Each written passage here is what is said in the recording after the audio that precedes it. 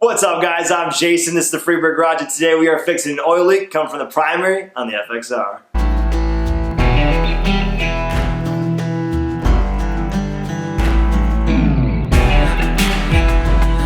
Welcome back to the channel. We are working on primary, like I said in the intro. We're going to take care of a leaky primary. Came in the garage today and saw it was slowly coming out every time it wants to run or sit. And I found that it was coming from the gasket. Pull that off, drain the fluid, put some new primary oil in, throw the new gasket on, tighten it back up. Well, we're going to use our service manual too. We're going to make sure that everything is up to snuff on what the factory will want it from back in 1992. So we make sure everything's taken care of. Follow by the rules on that one. Let's get at it. We're going to start off by removing the pegs, shifter, and then get to the case.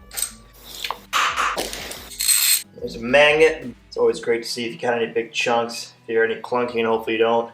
There's always like a little bit of shaving, tiny bit, which is pretty normal. But anything very large you want to be aware of. Alright, we're fully drained. Put the plug back in just in case, if you get it all together, you forget to pull that plug and fill it back up.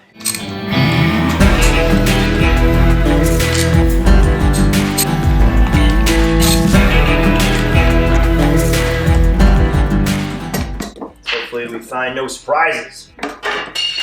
Nice and clean, no shavings below, everything looks really nice. Even the primary oil looks really clean. That's a good sign. Gasket was dripping down here. Everything still looks actually nicely intact. I could feel a little bit of a difference right here where maybe it got pinched.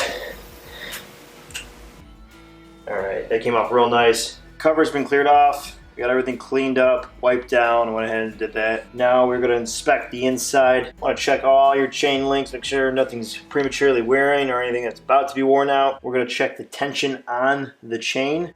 There's multiple different ways you look on, but I've learned that you can do. It's relatively simple, especially when the case is off like this. Plenty of room to work with it. What we can use is a open end wrench.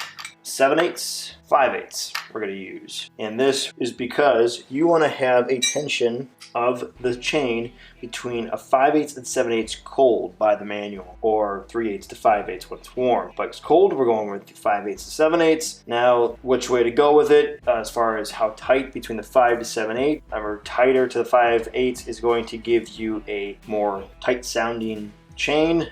Closer to 7/8 is going to give you a louder chain, but you're going to get less worn parts. So, prematurely wearing, keeping everything tight on this, that's what it says. Even in the manual, you will eventually wear out the parts, but it'll be quieter for you.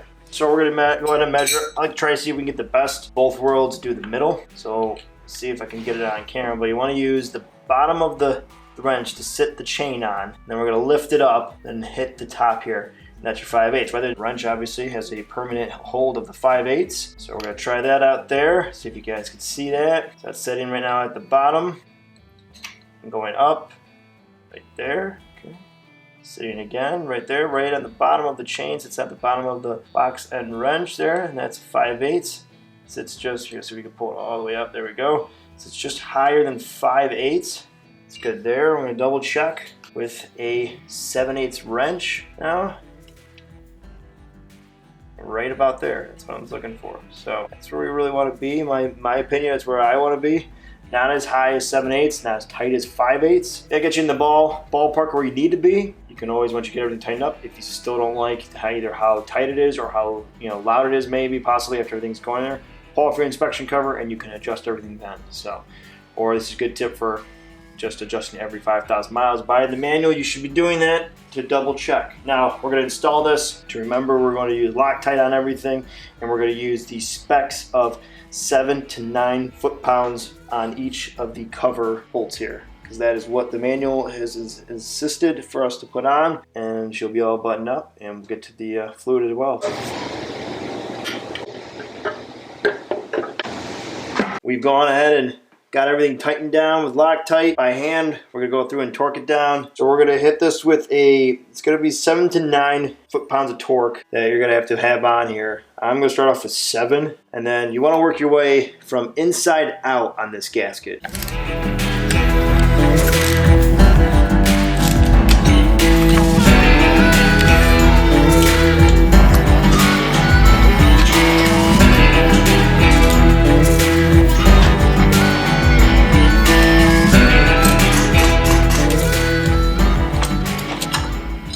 using hard drive primary oil.